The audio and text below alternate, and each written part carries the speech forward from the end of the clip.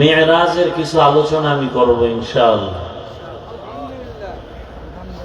তবে আপনাদের ধৈর্যের উপর আলোচনা হবে, ধৈর্যচ্যুত করা যাবে না। যদি আপনারা একটু ধৈর্য হারায় ফেলেন তাহলে দোয়া করে দেওয়াটাই ভালো হবে। তো আমি মূল বয়ানে যাওয়ার আগে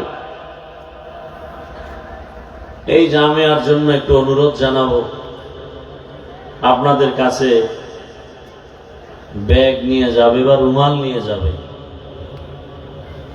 দান করলে হায়াত বাড়ে, দান করলে রিজিকে বরকত বাড়ে, দান করলে মুসিবত দূর হয়, কবরওয়ালাদের আযাব মাফ হয়।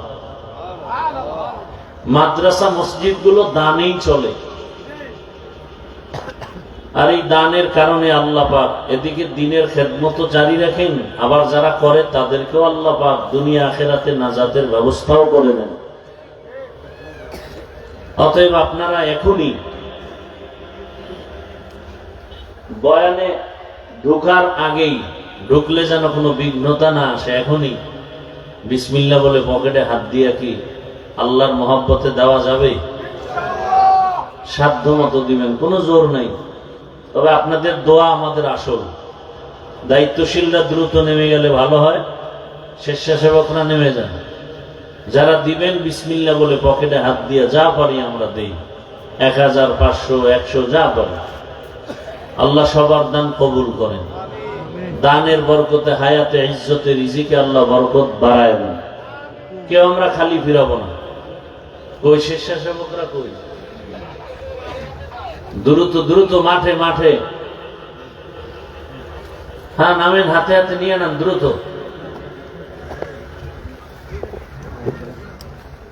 পরিচিত দু একজন নামেন না, এই মাঠে নাই আমাদের দু একজন পরিচিত নামেন, এই বাম দিক থেকে একটু সহযোগিতা করেন। হ্যাঁ, হাতে হাতে নিয়ে নিলে ওই ব্যাগে দিয়ে দেন, হাতে উঠায় ব্যাগে দিয়ে দেন। দ্রুত দ্রুত, কেউ খালি ফিরাবো না ইনশাআল্লাহ। মাশাআল্লাহ, দ্রুত আমরা করি, কথা না বলি। আল্লাহ পাক দ্বীনের খেদমত এভাবেই চালু রাখবেন। আল্লাহ আমাদেরকে দ্বীনের খাদেম হিসেবে কবুল করে নেন।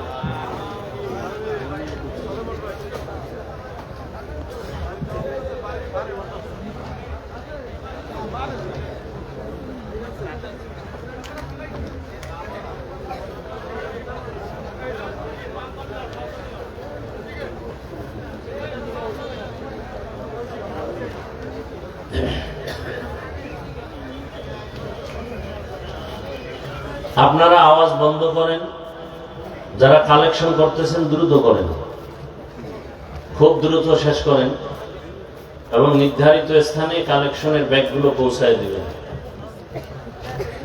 আলোচনার মাঝখানে উঠার কোনো চিন্তা ভাবনা না করলে ভালো হবে, কারণ দ্বীনের আলোচনা, কোরআন হাদিসের আলোচনা, আল্লাহর মোহাব্বত নিয়ে বসলে আর করলে আল্লাহ তখন সবার জন্য রহমতের দরজা খুলে দেন। অতএব এদিকে আমরা খেয়াল করব, ফাঁকা জায়গা না রাখলে ভালো হবে। যার সামনে ফাঁকা জায়গা আছে, ফাঁকা জায়গাটা পূরণ করে বসলে একটা সুন্নতের আমল হয়ে যাবে, সুন্নত আদায়ের সওয়াব হয়ে যাবে। ব্যাগগুলো এক পার্শ্ব থেকে স্টেজে দিয়ে দেন,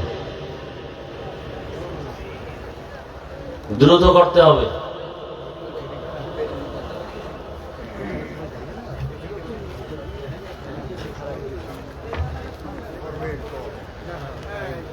আল্লাহ, ধৈর্যের সাথে বসি। শীতের মধ্যে এই পাটির মধ্যে বসা আল্লাহ পাকের দয়া ছাড়া সম্ভব না। আল্লাহ যাদেরকে দয়া করবেন তারাই বসতে পারবেন। আল্লাহ সবাইকে কবুল করেন। আমি আলোচনা শুরু করতেছি, আয়াত হাদিসের তরজমাটা বলে নেই, এরপরে কিছু ব্যাখ্যা ইনশাআল্লাহ। سبحان الذي أسرى بعبده ليلا من المسجد الحرام إلى المسجد الأقصى আল্লাহ বলেন, পবিত্র সত্তা যিনি ভ্রমণ করাইলেন তার প্রিয় বান্দাকে বাইতুল্লাহ থেকে বাইতুল মাকদিস পর্যন্ত, যেই বাইতুল মাকদিসের চতুর্পার্শ্বে আল্লাহর বরকত সমূহ দ্বারা বেষ্টিত, যাতে করে আল্লাহর কুদরতের নিদর্শন অবলোকন করতে পারেন। নিশ্চয়ই আল্লাহ রাব্বুল আলামিন সর্বশ্রোতা এবং সর্বদ্রষ্টা। নবীজি বলেন, কুল্লু উম্মতি ইয়াদখুলুনাল জান্নাতা ইল্লা মান আবা। সব উম্মতেরা জান্নাতে যাবে, কিন্তু যারা আমি মুহাম্মদের অনুসরণ করে না, মানে না, অস্বীকার করে, তারা জান্নাতে যাবে না। ইল্লা মান আবা। সাহাবায়ে কেরামদের কেউ প্রশ্ন করলেন, ইয়া রাসূলুল্লাহ, আপনাকে অস্বীকার করে তারা কারা? ক্বালা মান আতাআনি দাখালাল জান্নাহ ওয়া মান আসানি ফাকাদ আবা। নবীজি বললেন, যে ব্যক্তি আমার অনুসরণ করবে সে জান্নাতি, আর যে আমার বিরোধিতা করবে সে জাহান্নামী। আয়াত হাদিসের তরজমা শেষ। এবার কিছু ব্যাখ্যা, হাদিসের উপরে 2-4 মিনিট কথা। নবীজি বললেন, সব উম্মত জান্নাতে যাবে, কিন্তু যারা নবীকে মানে না তারা যাবে না। এখানে একটু কথা খেয়াল করবেন। সাহাবায়ে কেরাম প্রশ্ন করলেন, হে আল্লাহর রাসূল, আপনাকে মানে না তারা কারা? নবীজি জবাবটা দিতে গিয়ে ডাইরেক্ট জবাব না দিয়া মাঝখানে একটু দিল নরম তো, মায়া বেশি, মায়ার কথা বললেন।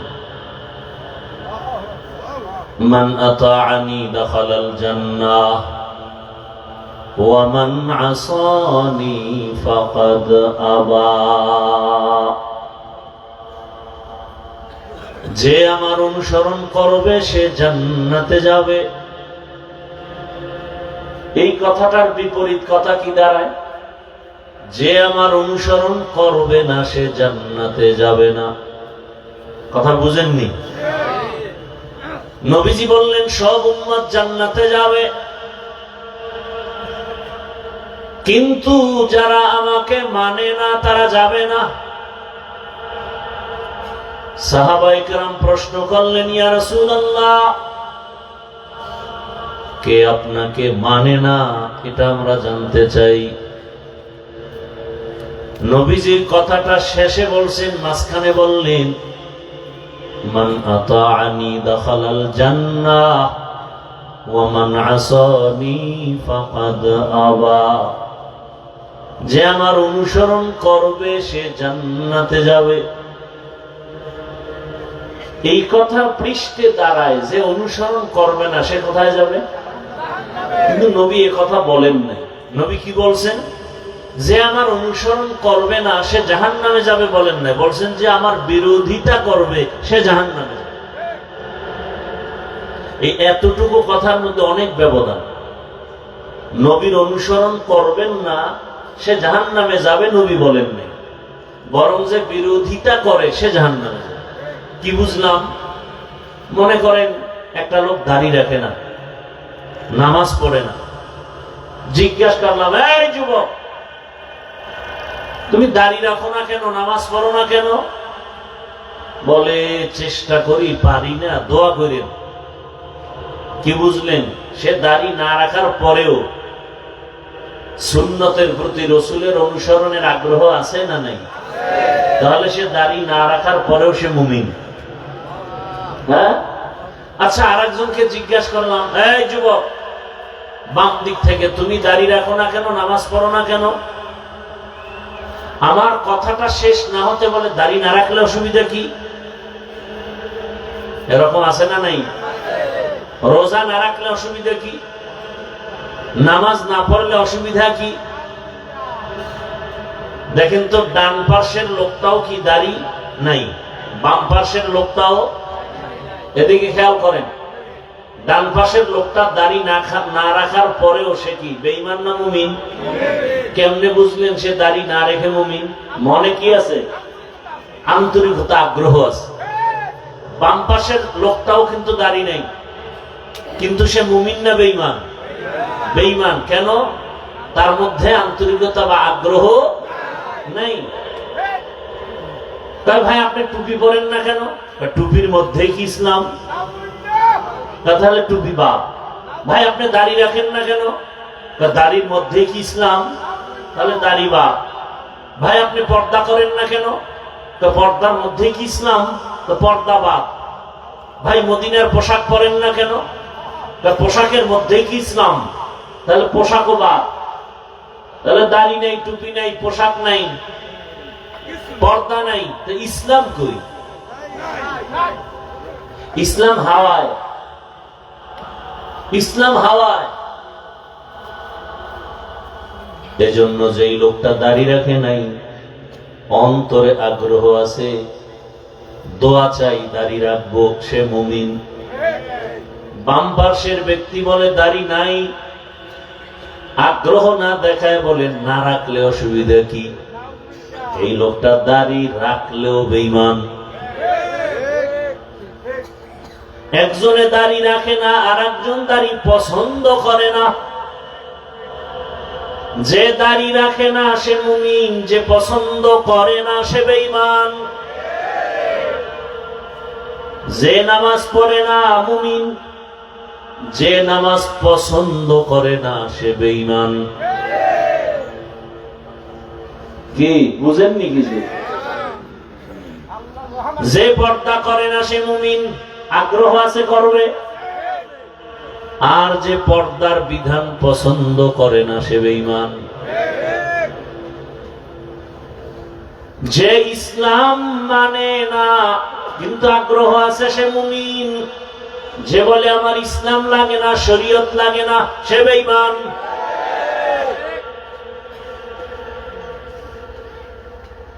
একজন ইসলামী রাজনীতি করে না, সে মুমিন, মনে আগ্রহ।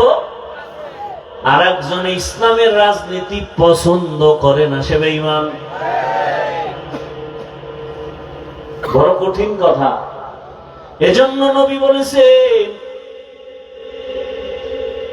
যে আমার অনুসরণ করবে সে জান্নাতে যাবে, যে অনুসরণ করবে না সে জাহান্নামে যাবে। না না, যে আমার বিরোধিতা করবে সে জাহান্নামে যাবে।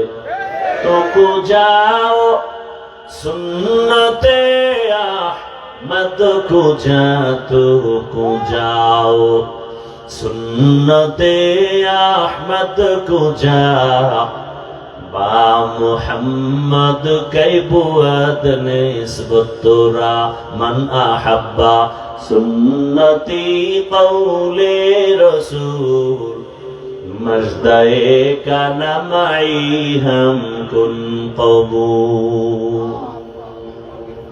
হাদিসের উপরে আলোচনা শেষ, এবার আয়াত।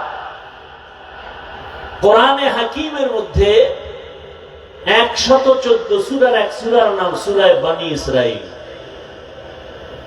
এই সূরাটার নাম আরেকটা আছে সূরায়ে ইসরা।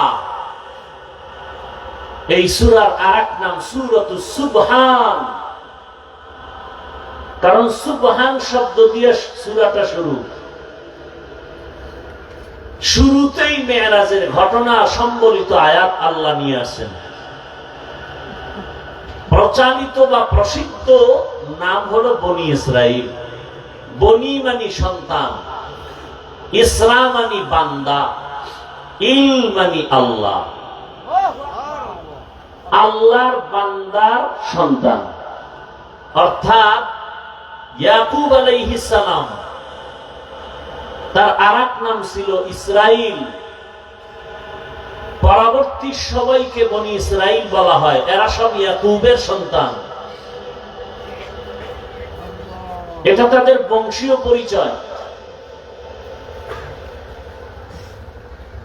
আর ধর্মীয় পরিচয়, বনী ইসরাঈল এরা দুই দলে বিভক্ত, এক দল ইহুদি আর এক দল নাসারা বা খ্রিস্টান। ইহুদি মুসা নবীর উম্মত হওয়ার দাবিদার, খ্রিস্টানরা ঈসা নবীর উম্মত হওয়ার দাবিদার। বর্তমান দুনিয়াতে ঈসা নবীর উম্মত বলে দাবি করার কোনো সুযোগ নাই, মুসা নবীর উম্মত বলে দাবি করার কোনো রাস্তা খোলা নাই। সব আখিরি নবীর উম্মত। যারা আখিরি নবীর উম্মত হবে না, এরা চিরস্থায়ী জাহান্নামী। আর আখিরি নবীর উম্মত যারা হবে, এদের মধ্যে ৭২ দল জাহান্নামী, ১ দল জান্নাতি। যারা আখিরি নবীর উম্মত হবে না, এরা বিনা হিসাবে জাহান্নামী। আর যারা আখিরি নবীর উম্মত হবে, এদের মধ্যে আবার কয় দল? ৭৩ দল। এর মধ্যে ১ দল জান্নাতে যাবে, বাকি ৭২। এই ৭২ দলের মধ্যে হিন্দু নাই, বৌদ্ধ নাই, খ্রিস্টান নাই, ইহুদি নাই, সব মুসলমান। ১ দল জান্নাতে যাবে। সাহাবায়ে কেরাম প্রশ্ন করলেন, মান হিয়া ইয়া রাসূলুল্লাহ, যেই দলটা জান্নাতে যাবে তাদের পরিচয় কি? ক্বালা মা আনা আলাইহি ওয়া আসহাবি। রহমতের নবী বললেন,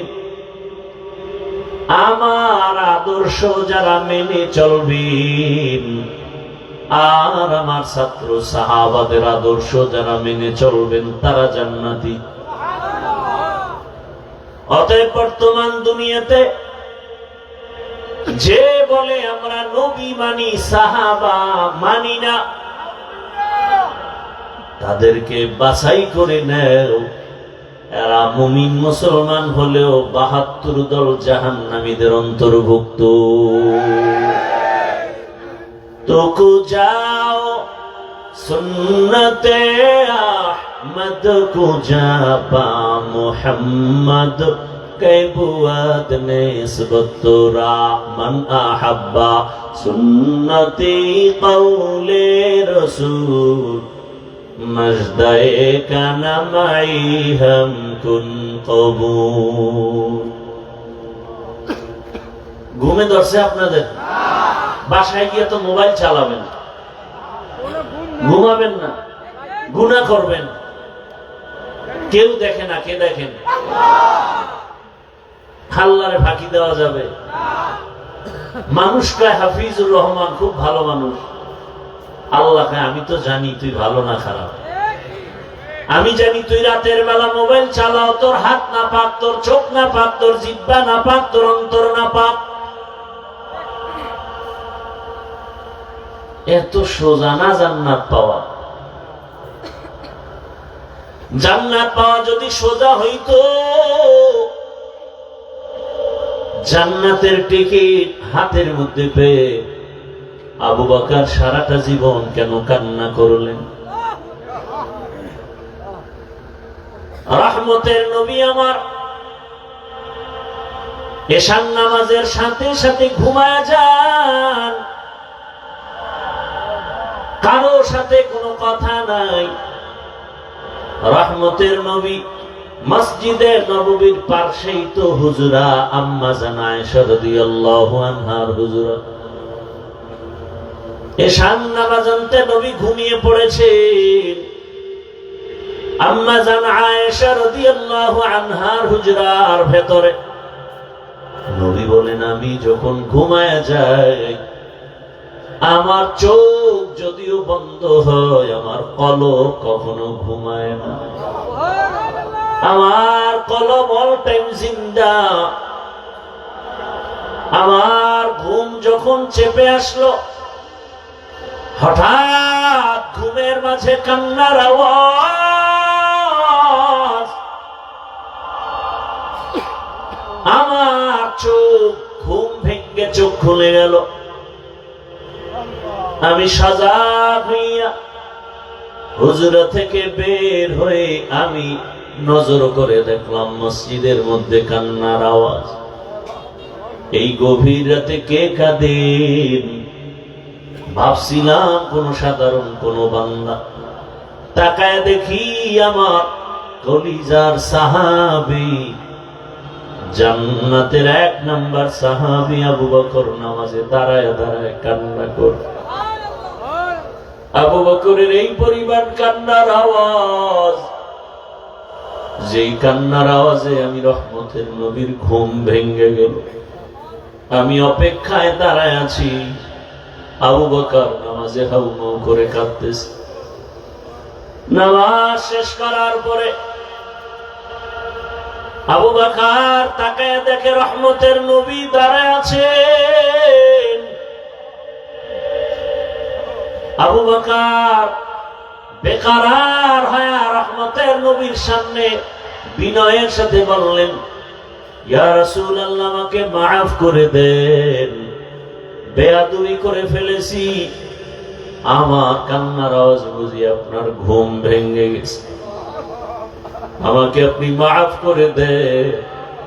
রহমতের নবীর যেই শরীর মোবারক একটা মশা পড়ে না, মাছি পড়ে না। রহমতের নবী ঘুমায় যায়, আমার কান্নায় ঘুম ভেঙে যাবে তো ভাবার না। রহমতের নবী বলেন, হে আবু বকর, নামাজের ভেতরে কেন কাঁদছেন? আবু বকর বলেন, ইয়া রাসূলুল্লাহ, হাসরের ময়দানের কথা আমার মনে পড়েছে, এজন্য কান্না করেছি। জান্নাতের টিকিট হাতের মধ্যে পাওয়ার পরেও আবু বকর সারা জীবন কেন কাঁদছেন? আর আপনার আমার তো নামাজ নাই, তেলাওয়াত নাই। যেইভাবে নামাজ আল্লাহ চায় ওভাবে দিতে পারি না, না রুকু আছে না সেজদা আছে। নামাজে দাঁড়াইলে দুনিয়ার পেরেশানি অন্তরে চেপে বসে। এই নামাজ দিয়ে জান্নাতে যাওয়া যাবে না। আবু বকর বলেন, ইয়া রাসূলুল্লাহ, কোরআনের একটা আয়াত পড়েছি আর কান্না করেছি। কোন আয়াত? আবু বকর বলেন, ইন্নাল্লাহা আশতারা মিনাল মুমিনিনা আনফুসাহুম ওয়া আমওয়ালাহুম বিআন্না লাহুমুল জান্নাহ। আল্লাহ এই আয়াতে বলেছেন, আমি মুমিনের জান মাল কিনে নিয়েছি, বিনিময়ে মুমিনের জান্নাত দিয়েছি। রহমতের নবী বলেন, এটা তো খুশির কথা, এখানে কান্নার কি আছে? আবু বকর বলেন, না, হাসরের ময়দানটা বড় ভয়ঙ্কর। সব মানুষগুলো উলঙ্গ দাঁড়াবে, নারী পুরুষ সব একসাথে উলঙ্গ দাঁড়াবে। এমন কঠিন হালাত যে একদিকে সূর্যের গরম,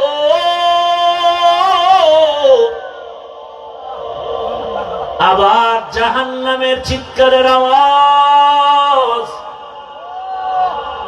ওদিকে নবী আপনিই বয়ান করে কান্না করে বলেছেন, আল্লাহ রাগ হয়ে যাবেন। এমন কঠিন সময় হাসরের মাঠে নবীরা পর্যন্ত ভয়ে কান্না শুরু করবেন। আদম নবী কাঁদবেন, মূসা নবী কাঁদবেন, ইব্রাহিম নবী কাঁদবেন। ওই কঠিন সময় আল্লাহর আদালতে যদি আমাকে ডাকা হয়, আবু বকর, আমার জানমাল আমি নিয়ে তোমার জানমাল নিয়ে জান্নাত দিয়েছি, বিনিময়ে কি পুঁজি নিয়ে আসছো বলো? আমি যদি বলি, ও দয়ার মালিক, নামাজ রোজা তেলাওয়াত নিয়ে আসছি।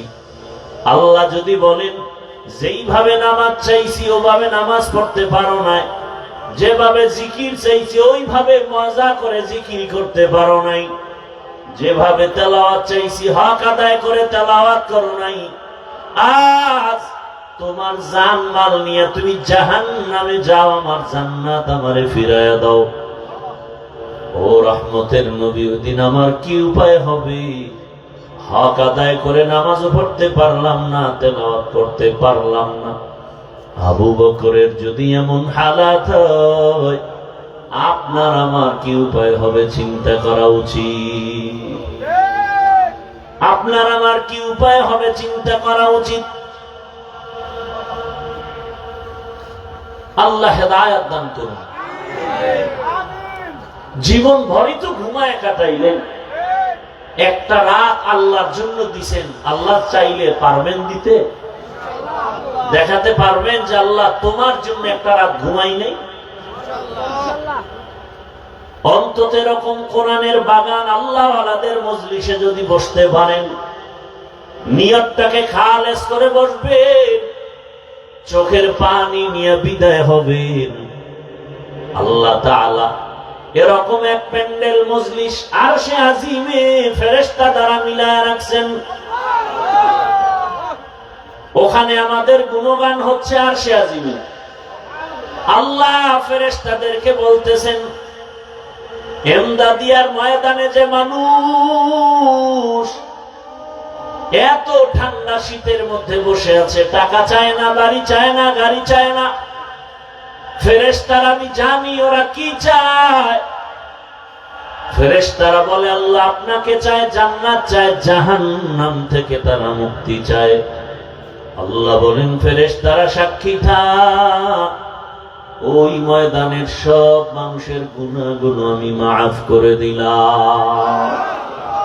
আতিনা ফি দারে দুনিয়া না হাসান, আতিনা ফি দারে আকবা না হাসান, ইয়া গিয়াসাল মুস্তাগীসি নাহদিনা লাফতিখারা بالعلوم والغنى ہر گریدے نیکو تو تیار ہے جو نہ مانگے اس سے تو بیزار ہے۔ সূরাটার নাম বনি ইসরাইল। আল্লাহ তাআলা রাসূলকে, গোটা দুনিয়ার মানুষকে আল্লাহ বানাবার আগেই সিদ্ধান্ত নিলেন মানুষ হবে সৃষ্টির শ্রেষ্ঠ জাতি, মানুষের মতো দামি আর কোন প্রাণী হবে না। সিদ্ধান্ত নিয়ে আল্লাহ মানুষ সৃষ্টি করলেন, এরপরে দুনিয়াতে পাঠালেন। পাঠানোর পর এই শ্রেষ্ঠত্ব ধরে রাখার জন্য দুইটা ব্যবস্থা দিলেন, যেই দুই ব্যবস্থা ধরে রাখলে মানুষ দুনিয়াতেও বাদশাহ হবে, কিয়ামতেও বাদশাহ হালাতে জান্নাতে যাবে। দুই ব্যবস্থার এক ব্যবস্থার নাম ব্যক্তি, আল্লাহর নির্দিষ্ট করা বান্দা। দ্বিতীয় হলো আল্লাহর দেয়া কিতাব। আল্লাহ যত ব্যক্তি পাঠাইছেন মানুষকে শান্তির ঠিকানা বুঝায় দেওয়ার জন্য, এই ব্যক্তিদের মধ্যে শ্রেষ্ঠ ব্যক্তি হলেন রাহমাতুল লিল আলামিন। আর আল্লাহ যত কিতাব দিয়েছেন, এই কিতাবের মধ্যে শ্রেষ্ঠ কিতাব হলো কুরআনুল কারীম। রহমতের নবী এবং কোরআন। দুনিয়ার মধ্যে যত ব্যক্তি শ্রেষ্ঠ হলেন রাহমাতুল লিল আলামিন। আর দুনিয়াতে যত কিতাব আছে, শ্রেষ্ঠ কিতাব হলো কুরআনুল কারীম। আমার রহমতের নবী কোন কোন কারণে শ্রেষ্ঠ, শুধু আয়াতগুলো যদি তেলাওয়াত করি ঘন্টাকে ঘন্টা চলে যাবে। আমার নবী যে শ্রেষ্ঠত্বের আয়াত আল্লাহ দিয়েছেন, ইন্না আ'তাইনাকাল কাউসার ফাসাল্লি লিরাব্বিকা ওয়ানহার ইন্না শানিআকা হুয়াল আবতার। নবীজিকে আল্লাহ কাউসার দান করেছেন শ্রেষ্ঠত্বের একটা কারণ। নবীজিকে আল্লাহ এত মর্যাদা দান করেছেন তার আরেক কারণ আরেক আয়াতে, ওয়ামা আরসালনাকা ইল্লা রাহমাতাল লিল আলামিন। রহমতের নবী শ্রেষ্ঠ কেন তার আরেক কারণ, মা কানা মুহাম্মাদুন আবা আহাদিন মির রিজালিকুম ওয়ালাকিন রাসূলুল্লাহি ওয়া খাতামান নবিয়্যিন। রহমতের নবী শ্রেষ্ঠ হওয়ার আরো কারণ, ইন্না আরসালনাকা শাহিদাও ওয়া মুবাশশিরাও ওয়া নাযীরা ওয়া দাঈয়ান ইলাল্লাহি বিইذনিহি ওয়া সিরাজাম মুনীরা। রহমতের নবীর শ্রেষ্ঠ হওয়ার আরো কারণ, লাকাদ কানা লাকুম ফি রাসূলিল্লাহি উসওয়াতুন হাসানাহ। রহমতের নবী শ্রেষ্ঠ হওয়ার আরো কারণ, ওয়াদ্দুহা ওয়াল-লাইলি ইযা সাজা মা ওয়াদ্দা'আকা রাব্বুকা ওয়া মা ক্বালা ওয়ালাল আখিরাতু খায়রুল লাকা মিনাল উলা। আল্লাহ আমার নবীকে যত কারণে শ্রেষ্ঠ বানাইছেন, এর মধ্যে একটা কারণ হলো আমার তেলাওয়াতকৃত আয়াত, সুবহানাল্লাযী আসরা বিআবদিহি লাইলাম মিনাল মাসজিদিল হারাম। সমষ্টি কথা হলো মেরাজ দিয়ে আল্লাহ আমার রাসূলকে শ্রেষ্ঠ মর্যাদা দিয়েছেন। বর্তমান আরবি মাস রজব, এর পরের মাস শাবান, এর পরের মাস রমাজান।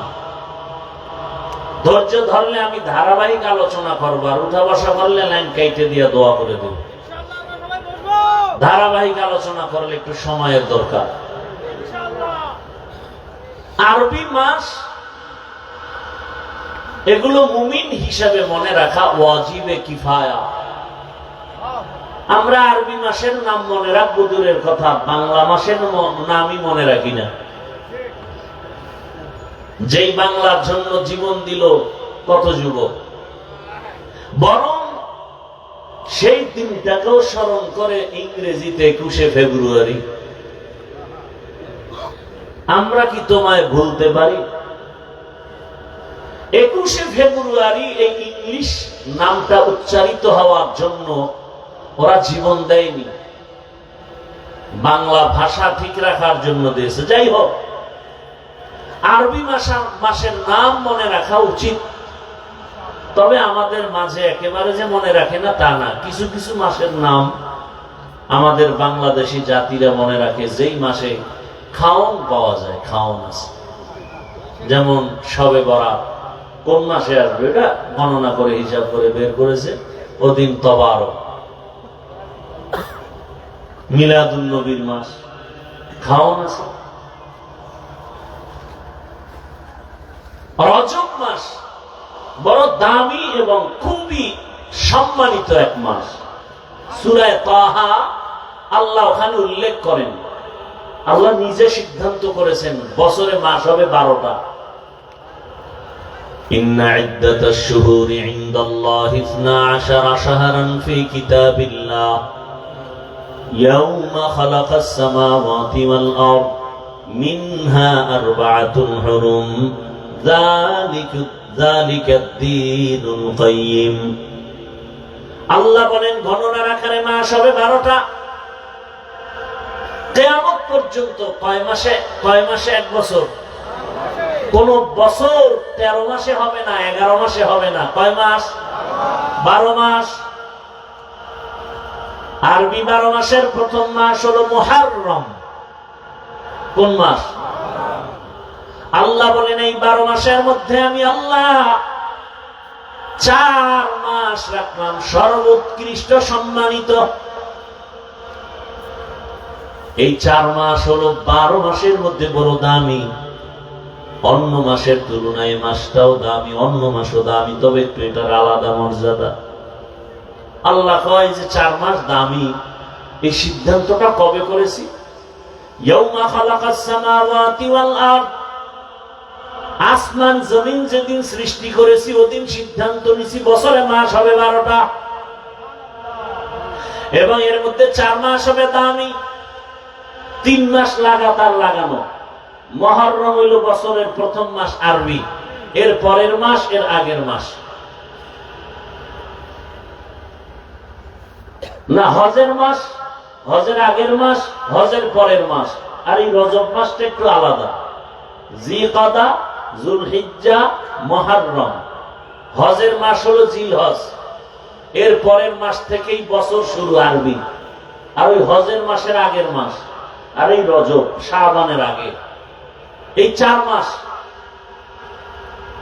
আল্লাহ এটা লৌহে মাহফুজে লিখে ফেলেছেন কুদরতের কলম দ্বারা আসমান জমিন সৃষ্টির দিন। সেই সম্মানিত মাসের এক মাস রজব। মেরাজের কারণে এ মাসের সম্মান না, বরং মেরাজ আলাদা, এ মাস আলাদা।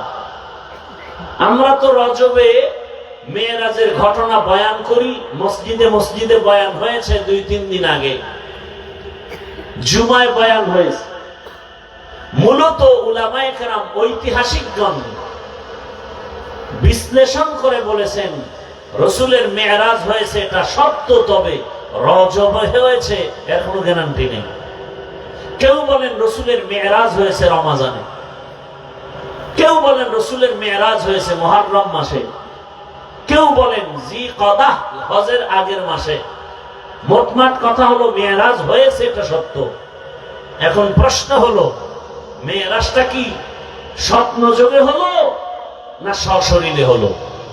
এ নিয়ে অনেক মতানৈক্য। এখনো বহু নাস্তিকরা রসুলের মেরাজ মেনে নিতে পারে না, বলে স্বপ্ন যোগে হয়েছে। ইসলামী শরিয়া এবং কোরআন হাদিস প্রমাণ করে মেরাজ হয়েছে সশরীরে। এখন কথা হলো মেরাজ হলো কেন? প্রশ্ন খেয়াল করবেন, মেরাজ হলো কেন? এবং এই মেরাজ হলো রাতের বেলা না দিনে? দিনে না হয়ে রাতে হলো কেন? এবং মেরাজটা শুরু হয়েছে বাইতুল্লাহ থেকে, বাইতুল মাকদিস, ওখান থেকে মেরাজ শুরু। আল্লাহ বাইতুল্লাহ থেকে ডাইরেক্ট আল্লাহর বাড়ি নিতে পারতেন না, বাইতুল মাকদিস নিলেন কেন? কথা বুঝে আসছে?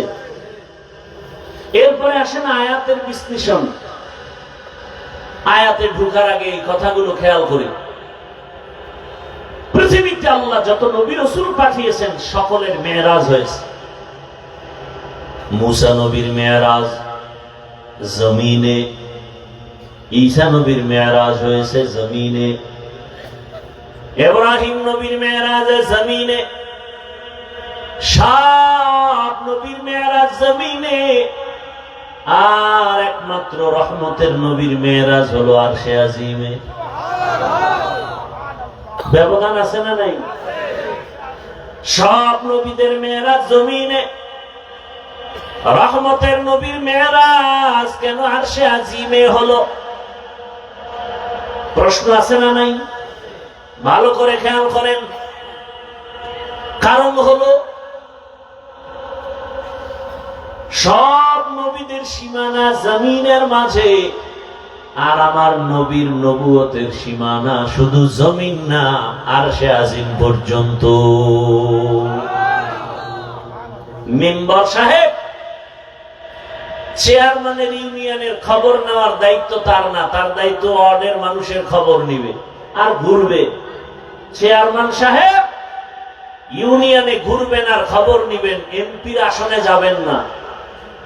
এমপি সাহেব তারা আসনের মানুষের খোঁজ খবর নিবেন, সরকারের ভূমিকা নিবেন না।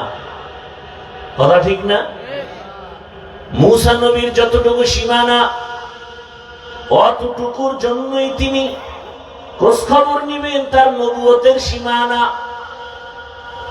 ইব্রাহিম নবীর নবুয়তের সীমানা জমিনের যতটুকু দিয়েছে অতটুকু নিবেন। আর আপনার আমার রহমতের নবী, আল্লাহ তাকে নবুয়তের সীমানা দিয়েছেন দো জাহান সহ। রহমতের নবীর নবুয়তের সীমানা শুধু জমিনে না, কারণ আমার নবী শুধু জমিনের নবী না, কুল মাখলুকতের নবী। তাহলে জমিন দেখানো হয়ে গেছে, নবীর যে নবুয়তের সীমানা আর উপরে সেটা দেখাতে হবে না। এজন্য আল্লাহ তাকে উপরে নিছেন, ইনভাইট করেছেন, দাওয়াত দিয়েছেন। নাম্বার 2,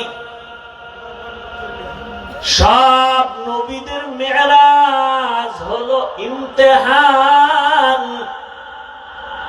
আর আপনার আমার রহমতের নবীর মেরাজ হলো ইনআম। সব নবীদের মেরাজ হলো পরীক্ষা, আর আপনার আমার রহমতের নবীর মেরাজ হলো একমাত্র পুরস্কার। সব নবীর মেরাজ, পরীক্ষা আমার রসুলের মেরাজ, পুরস্কার। পরীক্ষা ছাড়া পুরস্কার পায়নি, কথা বলেন না কেন? তা নবীরে যদি পুরস্কার দিতে আরশে আজিমে নেয় তো পরীক্ষা হইল কই? সব নবীর পরীক্ষা।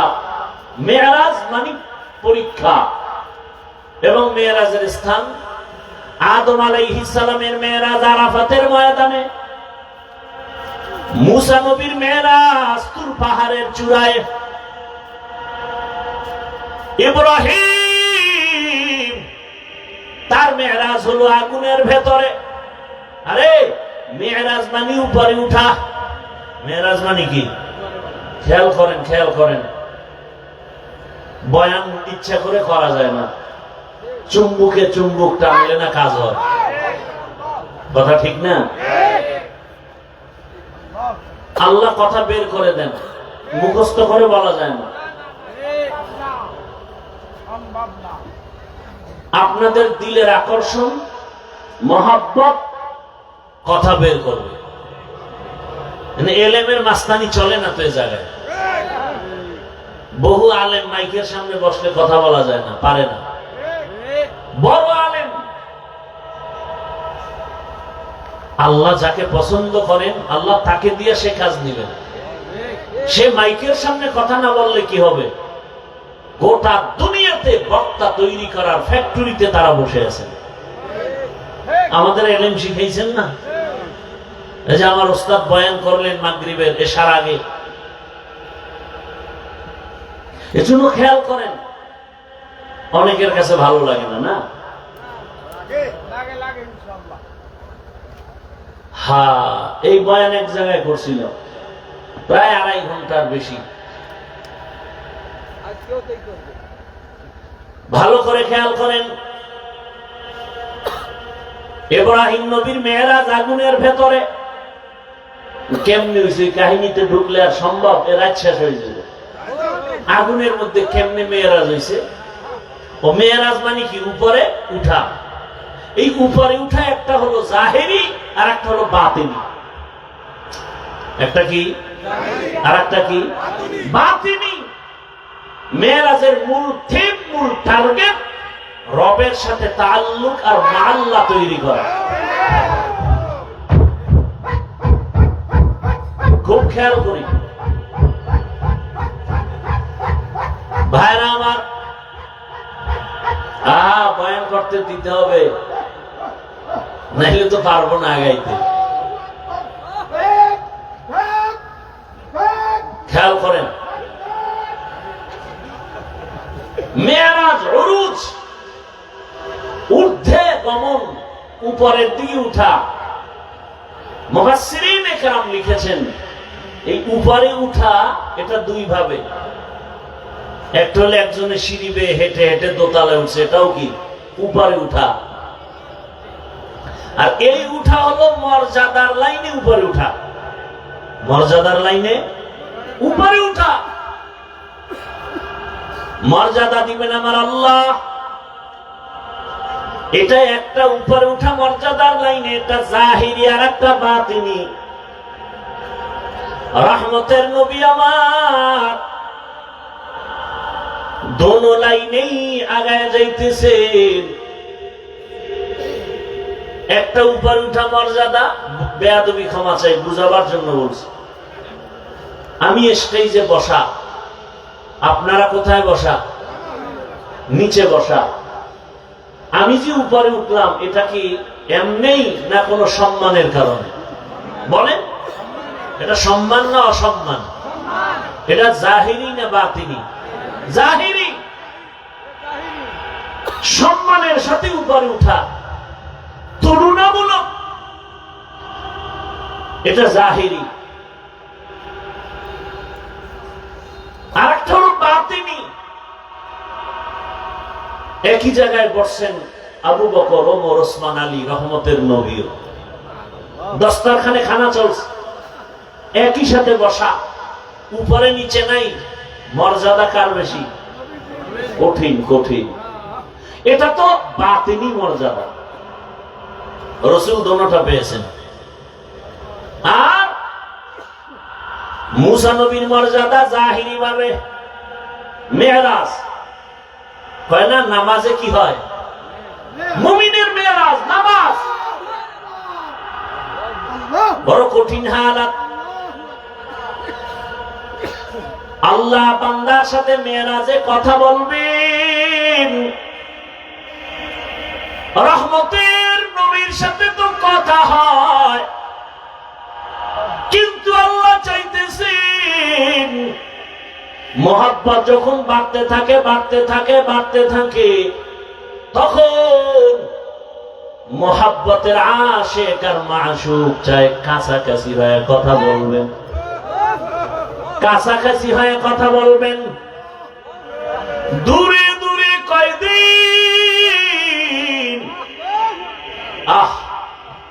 মুসা নবী আল্লাহর বন্ধু, ঈসা নবী আল্লাহর বন্ধু, ইব্রাহিম আল্লাহর বন্ধু, সব নবী রাসূল আল্লাহর বন্ধু। আপনার আমার নবীও আল্লাহর বন্ধু, তবে ব্যবধান সব নবী রাসূল আমার আল্লাহ তাআলার আশিক, আর আমার আল্লাহ নিজে হলেন মুহাম্মদের আশিক। কেমন কথা, বড় কঠিন হালাত। রবের সাথে মেরাজ হবে মানে কাছে নিয়ে কথা বলবেন, গোপনে। আল্লাহর নবী মুসা তোরা তুর পাহাড়ে মালিকের সাথে কথা বলবে। কথা যত বলে মায়া তত বাড়ে, মোহাব্বত বাড়ে। মুসা নবী তুর পাহাড়ে গেলেন আগুন আনার জন্য। শুআয়ব আলাইহিস সালামের মেয়ে সফুরা মুসা নবীর প্রথম বিবি, পেটে বাচ্চা, যাওয়ার পথে মিশরে আগুনের দরকার। তুর পাহাড়ের কিনারায় গেলেন, নির্দিষ্ট জায়গায় কদম রাখলেন। হঠাৎ করে একটা আওয়াজ, ইয়া মুসা ফাখলা'না আলাইক ইন্নাকা বিল ওয়াদিল মুকাদ্দাসি তুয়া। এই মুসা, জুতা খোল। কই কদম রাখছো? জুতা খোল। এটা তুরে সিনা, বড় পবিত্র জায়গা।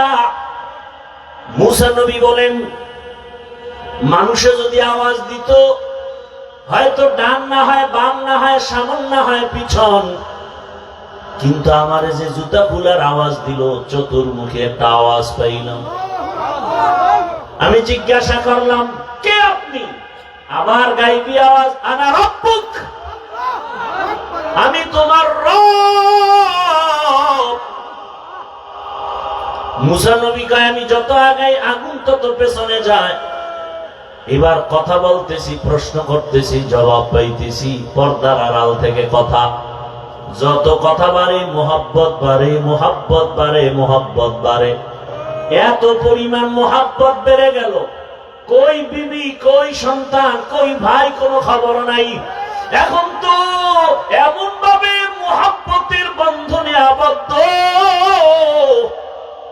স্ত্রীর চিন্তা নাই, ঘরের চিন্তা নাই, ভাইয়ের চিন্তা নাই, দলের চিন্তা নাই। এখন একটাই অন্তরে, আমার রব, আমার রবের আমি কাছে পেয়ে গেলাম, কথা পাইতেছি। এখন আর বাড়ির চিন্তা নাই, কেমনে রবেরে দেখবে। হঠাৎ মায়া অন্তরে, এমন ইশক আর মুহাব্বত। মুসা নবী ডাক দিয়া কয়, রব্বি আরিনি, ও রহমতের আল্লাহ, একবার একটু আমাকে দেখা দাও। আল্লাহ বলেন, লাম তারানি,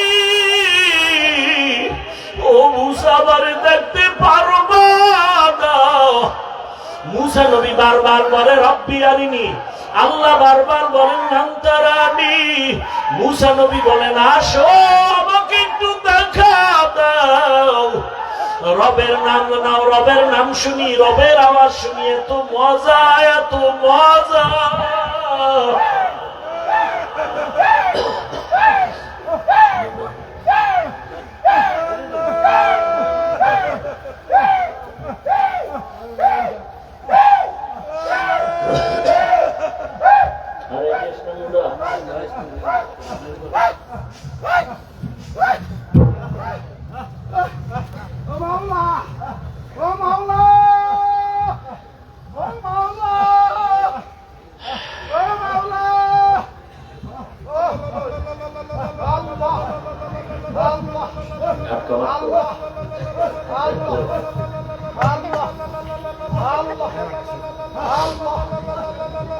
ভাইরা আমার,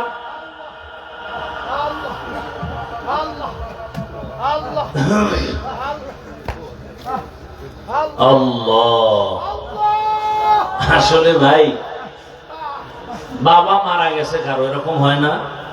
কথা বলেন না কেন? তো দু চারটা সন্তান আসছে, বাবায় মারা গেছে, কেউ গামছা চোখে দিয়ে কান্না করে, আবার একটা ছেলে আইসা মাটিতে গড়াগড়ি খায় আর চিল্লায়, এরকম নাই? তাহলে কেউ বলবে কি ওই ছেলেটা আসলে খারাপ? না, ও বাবার মায়া এত পরিমাণ নিজের আর কন্ট্রোলে রাখতে পারে নাই। আরে আগুন তো গরম, আগুন ঠান্ডা না গরম? তো ইশক আর মোহাব্বত একটা আগুনের মতো।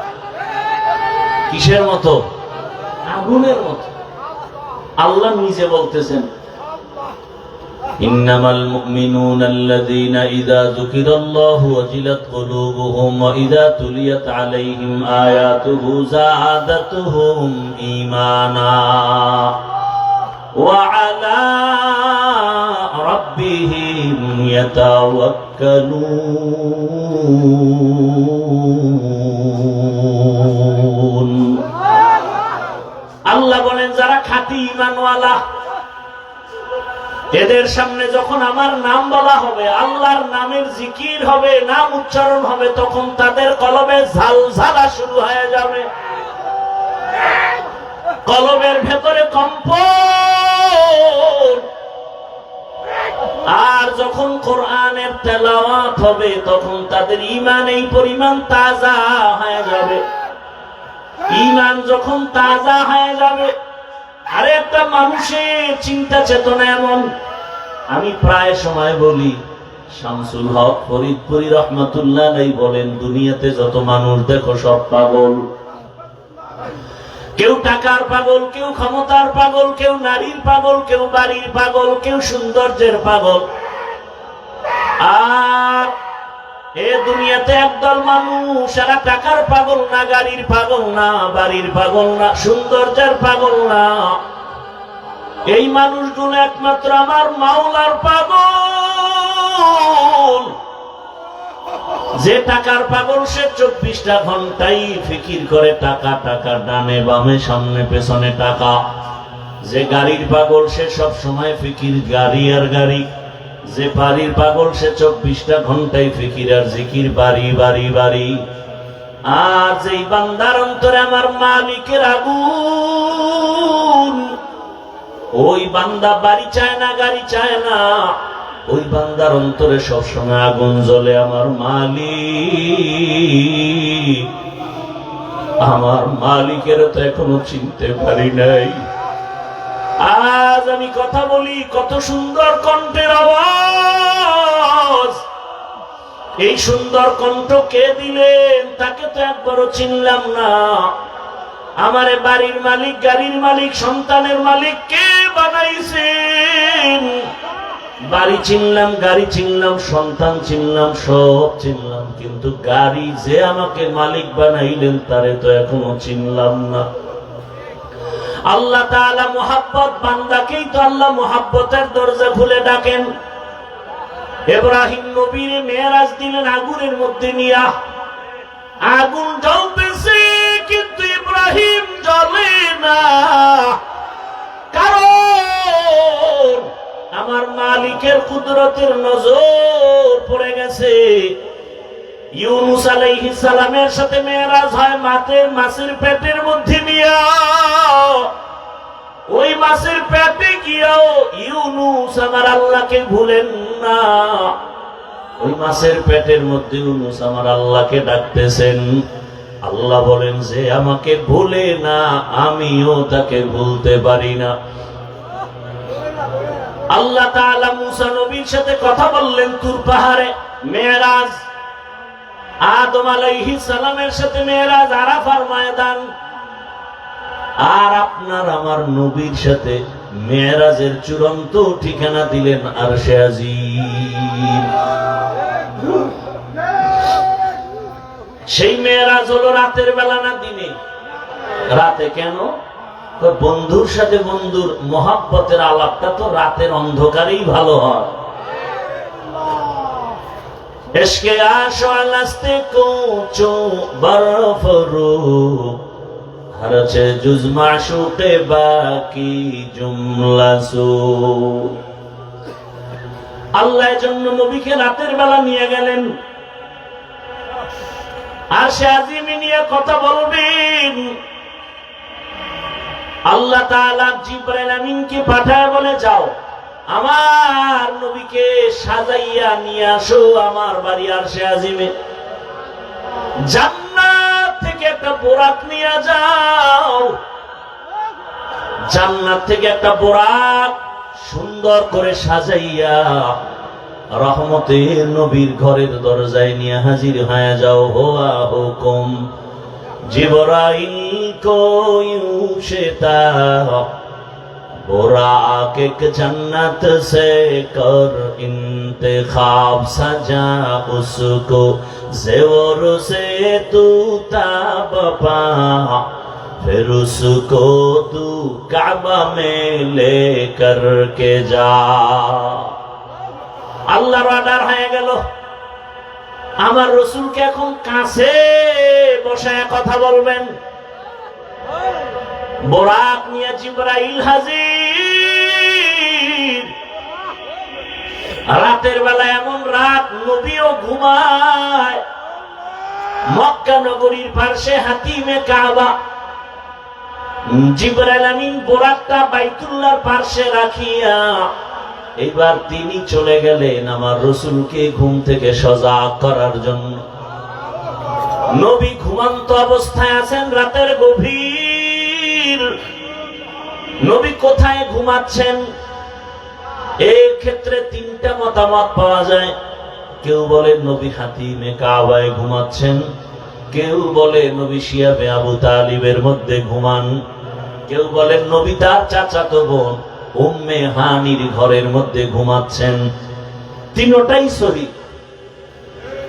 উম্মে হানির ঘর হলো শিয়াবে আবু তালিবের মাঝখানে। জিবরাইল আমিন নবী তো ঘুমান। ঘরের উপর থেকে 7 ছিদ্র করে জিবরাইল ঢুকলেন। দরজা দিয়ে ঢুকছে না উপর দিয়া? 7 ছিদ্র করে মাঝখান দিয়ে ঢুকলেন। জিবরাইল আমিনের 600 নূরের পাখা। রহমতের নবী ঘুমাচ্ছেন। এই মুহূর্তে কোনো আওয়াজ দেওয়া যাবে না। রহমতের নবী ঘুমান। হাত লাগানো যাবে না, মাথায় কোনো টাচ করা যাবে না। জিবরাইল 600 নূরের পাখা এক পাশে রেখে রহমতের নবীর কদম মোবারকের তলায় গিয়ে একটু পাখা লাগায় দিলেন। কেউ বলেন জিব্বা লাগাইছেন। রহমতের নবী সজাগ হয়ে গেলেন। তাকায় দেখে জিবরাইল আমিন সামনে বসা। নবী জিজ্ঞাসা করলেন, ভাই জিবরাইল, এই রাত্রে কেন? আবার তাকায় দেখে উপর থেকে আলো দেখা যায়, ছিদ্র, দরজা আটকানো। বলে আপনি কি দরজা দিয়ে ঢুকেন না? কয় না। কোথার থেকে? বলে 7 ছিদ্র করে আসছে। উল্টা পথে কেন? আজকে সব ব্যবহার উল্টাই হবে, সব উল্টা হবে। আপনার জন্য এক মহা সুসংবাদ নিয়ে আসছি। আমার আল্লাহ আপনাকে দাওয়াত দিয়েছেন, এখনই রেডি হবে, আল্লাহর বাড়িতে যেতে হবে। কেমন মজা! এগুলো বুঝবে কে? বুঝবে কে? তেরা আয়না আলমে রঙ্গ বু হে, তেরা আয়না আলমে রঙ্গ বু হে, जिधर दिखता हो उधर तू ही तू है। আরে আল্লাহর মহব্বতের বান্দারা, সর্বাবস্থা আমার মালিকের পাওয়ার জন্য পাগল পারা হয়ে থাকে। অন্তরে দুনিয়ায় সব পেলাম, কিন্তু আসল মালিকের যদি না পাই আমার কোনটাই আর জীবনে সফল হবে না। জিবরাইল আমিন বলেন, নবী রেডি হন, চলতে হবে রবের দরবারে। বোরাক রেডি। নবীকে উঠাইয়া জিবরাইল আমিন চলে গেলেন হাতিমে কাবা। বাইতুল্লাহ দেখছেন যারা, ওই চার দেয়ালের ঘরের পাশে বুক বরাবর একটা আলাদা দেওয়াল আছে ছোট, এটা হাতিমে কাবা। পুরাটাই ছিল বাইতুল্লাহর ঘর, পুরাটাই। কিন্তু রাসূলের যখন 30 বছর বয়স, ওই বাইতুল্লাহটা ভেঙ্গে নতুন করে উঠাইতে গিয়া টাকা ছিল না। হালাল ভাবে টাকা সবাই ভাগ ভাগ করে দিয়ে দেখে পুরাটা উঠানো যায় না, ওটু বাদ দিয়ে পরে করছে। কিন্তু ওটাও কাবা, কাবার অংশ। বাইতুল্লাহর মধ্যে 2টা দরজা ছিল। কয়টা? এখন একটা আছে আর একটা নাই। ওই বরাবর ওই পাশে আর একটা। রহমতের নবীকে হাতিমে কাবায় নিলেন। ওখানে নবী আরেকটু শুয়ে পড়লেন, আবার উঠাইয়া রহমতের নবীকে ঝমঝম কূপের কিনারায় নিয়েছেন। নবীকে চিৎভাবে শোয়াইলেন। নবীজির সিনা মোবারকটা ছিদ্র করে ফেললেন। রহমতের নবীর বুকটা চিরিয়া ভেতর থেকে কলবটাকে বের করলেন। স্বর্ণের পেয়ালার ভেতরে রাখলেন। জমজমের পানি দিয়া ধুইলেন। নবী বলেন, আমি তাকায় তাকায় দেখতেছি। ওখানে জিবরাইল দাঁড়ানো, ওখানে মিকাইল দাঁড়ানো, আমার ডানে 70,000 রহমতের ফেরেশতা দাঁড়ানো, আমার বামে 70,000 রহমতের ফেরেশতা দাঁড়ানো, সামনে রহমতের 70,000 ফেরেশতা দাঁড়ানো, পেছনে 70,000 রহমতের ফেরেশতা দাঁড়ানো। আমি দেখতেছি আমার বুকটা সিরিয়া কলবটাকে বের করে স্বর্ণের পেয়ালায় রাখলেন, আর জমজমের পানি দিয়ে আবার কলবটাকে ধুইলেন। এরপরে আবার ভেতরে দিয়া আবার হালকা চাপ দিলে আবার ভালো হয়ে গেল। আমার সেলাই লাগলো না, রক্ত গেল না, ব্যথাও পেলাম না। জিবরাইল কয়, জমজম পানি দিয়ে এবার ওযু বানাইয়া নেন।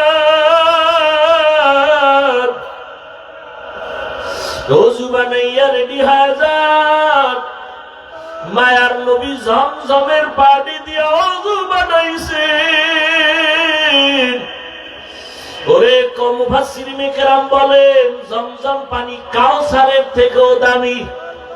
সাহাবায়ে কেরাম প্রশ্ন করলেন, ইয়া রাসূলুল্লাহ, জমজমের কূপের থেকে crore crore million trillion billion পানি হাজিরা নিয়ে যায়, কিন্তু সেই থেকে আজ পর্যন্ত একটু পানি কমেও না বাড়েও না।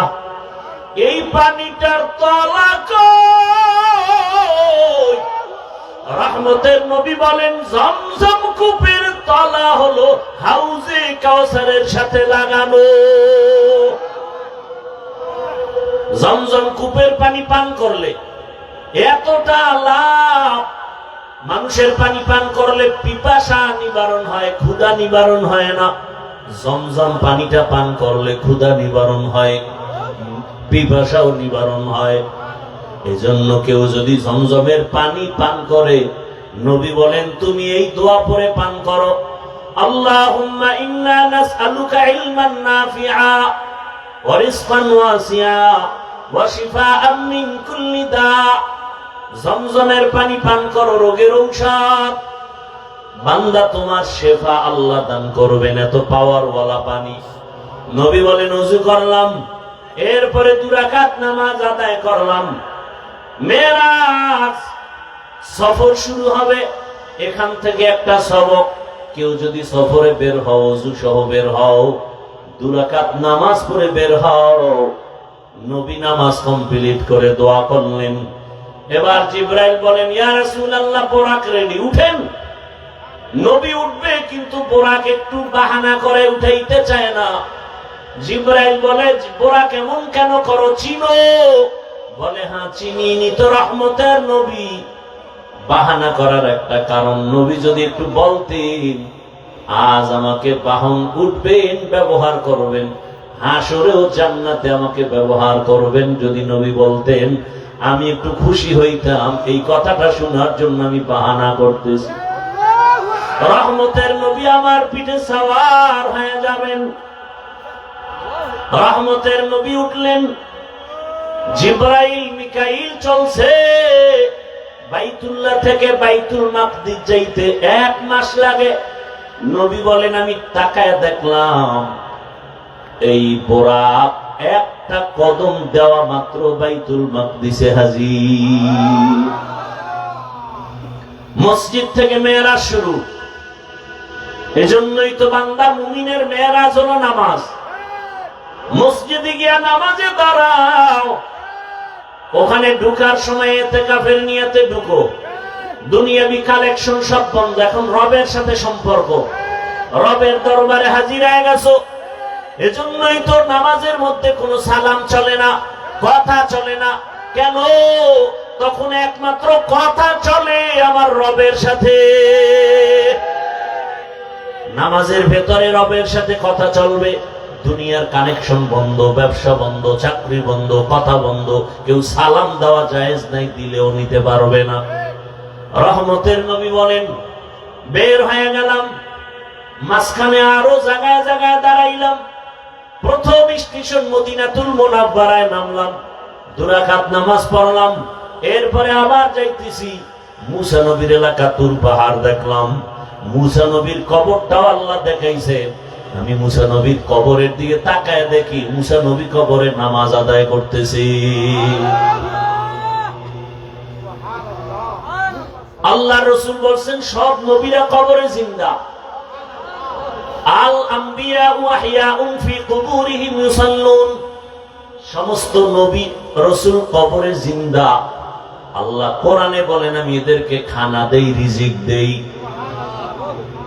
এই হাদিসটা আওলাদে রসুল হুসাইন আহমদ মাদনী রসুলের রওজার পাশে ছাত্রদেরকে পড়াচ্ছেন। ছাত্ররা কয় হযরত, নবী রসুল মসজিদে কবরের মধ্যে নামাজ পড়েন, এটা কেমনে? কয় আমাকে জিজ্ঞাও কেন? যিনি হাদিস কইছেন তিনি তো রওজায় আছে, তাকে জিজ্ঞেস করো। ছাত্ররাও তো তেমন আমাদের মতো বেআমল আর বেয়াদব না। আওলাদে রাসূলের সামনে ছাত্র কত দামি। সাথে সাথে ওরা মুরাকাবায় গেল। ছাত্ররা মুরাকাবায় দেখতেছেন রহমতের নবী সিজদায় পড়ে আছেন। ভাইরা আমার, বাইতুল মাকদিসে চলে গেলেন। রহমতের নবী জিবরাইল আমিন একটা খুঁটির সাথে বোরাকটাকে বাঁধলেন। ওখানে সব নবী রাসূল এসে হাজির হয়ে গেলেন। জিবরাইল আমিন আযান দিলেন। এরপরে ইকামত, ইমামতি কে করবে? রহমতের নবীকে আল্লাহ পাক সামনে যাওয়ার হুকুম দিয়ে দিলেন। নবী ইমাম হয়ে গেলেন। প্রত্যেকটা পয়েন্টে অনেক কথা বলার সময় নাই। ওখান থেকে আল্লাহ পাক নবীকে আরশে আজিমের দিকে রওনা করায় দিবেন। বুরাক রেডি। নবী বসলেন, জিবরাইল আমিন বসলেন। এক টানে 500 বছরের পথ চলে গেল চোখের পলকে প্রথম আসমানে। প্রথম আসমানে গিয়া দেখে, নবী বলেন আমি দেখি 2টা দরজা, জামরা দিয়া কুত পাথরের দরজা। দোনো দরজার বাহির সাইডে 2টা তালা লাগানো, নূরের তৈরি তালা। জিবরাইল বলে এই দারওয়ান, গেট খোলো। ভেতর থেকে আওয়াজ আসতেছে, মান আনতা, কে আপনি? বলে আনা জিবরাইল, আমি জিবরাইল। আমাম্মাক, আপনার সাথে কে? বলে হুয়া মুহাম্মদ সাল্লাল্লাহু আলাইহি ওয়াসাল্লাম। দরজা খোলো। বলে কেন? কয় ভেতরে যাব। দারোয়ান কয় অনুমতি নিয়ে আসা হয়েছে নি? জিবরাইল বলে হ্যাঁ। দারোয়ান বলে চাবি তো আমার হাতে নাই, চাবি তো রহমতের রসুলের হাতে, চাবি তো ইসমে আজম, বিসমিল্লাহ বলবে তো তালা খুলে যাবে। নবী বললেন আমি বিসমিল্লাহ বলা মাত্র 2টা নূরের তালা খুলে গেল। ভেতরে ঢুকলাম। নবী বলেন প্রত্যেক আসমানে দুইটা করে দরজা আছে। এক দরজা দিয়ে বান্দার আমল আর সে আজিমে যায়, আর এক দরজা দিয়া আমার মাওলা বান্দার জন্য রিজিক পাঠায়। হ্যাঁ, আল্লাহ রিজিক পাঠায় এক দরজা দিয়া, আর এক দরজা দিয়া বান্দার আমল চলে যায়। নবীজি বলেন আমি ঢুকলাম, ঘুরে ঘুরে ঘুরে ঘুরে দেখলাম, এরপরে আবার উপরে গেলাম মহাশূন্য, এরপর দ্বিতীয় আসমান, সেখানেও দুই দরজা, নূরের তালা, এখানেও জিবরাইল অনুমতি চাইল। এভাবে করতে করতে সপ্তম আসমানে চলে গেলাম। সপ্তম আসমানে গিয়ে দেখি একটা নূরের ঘর, যাকে বলে বাইতুল মামুর। ৭০,০০০ রহমতের ফেরেশতারা তাওয়াফ করে। একবার যারা সুযোগ পাবে, কিয়ামতের আগে আর সুযোগ নাই। আমি ওখান থেকে আর উপরে গেলাম সিদরাতুল মুনতাহা। রাতের অল্প সময় একটা বড়ই গাছ, তেলের ড্রামের মতো এক একটা বড়ই, আর হাতির কানের মতো এক একটা পাতা কালকে লাল। নবী বলেন ওখান থেকে এবার জিবরাইল আলাদা, আল্লাহ আলাদা বোরাক পাঠাইছেন, আর আলাদা একটা বাহন পাঠাইলেন রফরফ নামের। ওখান থেকে আবার সফর শুরু। যাইতেছি যাইতেছি, কত পানি, কত আগুনের স্তর পাড়ায়া, যাইতে যাইতে যাইতে যাইতে অনেক উপরে যাইতেছি, অনেক। হঠাৎ পানির স্তর পাড়াইয়া অনেক উপরে গিয়া দেখি নূরের তৈরি আরশে আজিম।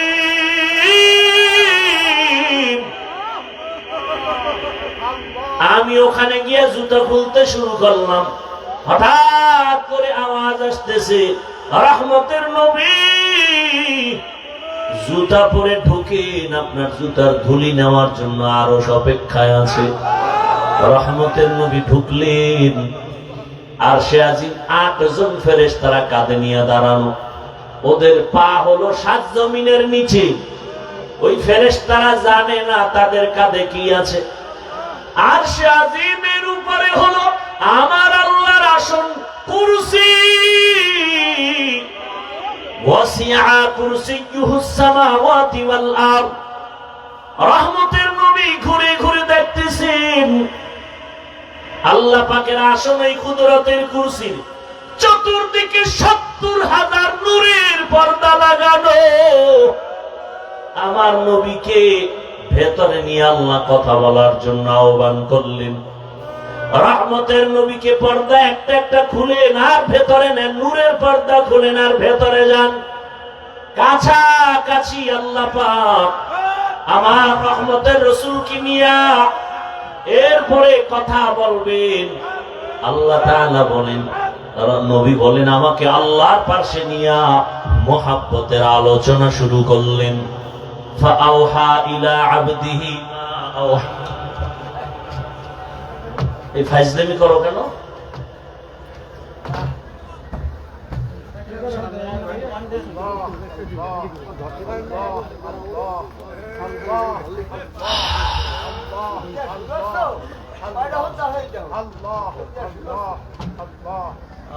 ইশক মোহাব্বত ভালো, সম্মান ভালো, আবেগ দিয়ে বেয়াদবি করা ভালো না।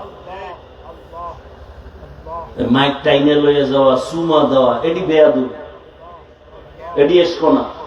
এটা কন্ট্রোল করতে হবে।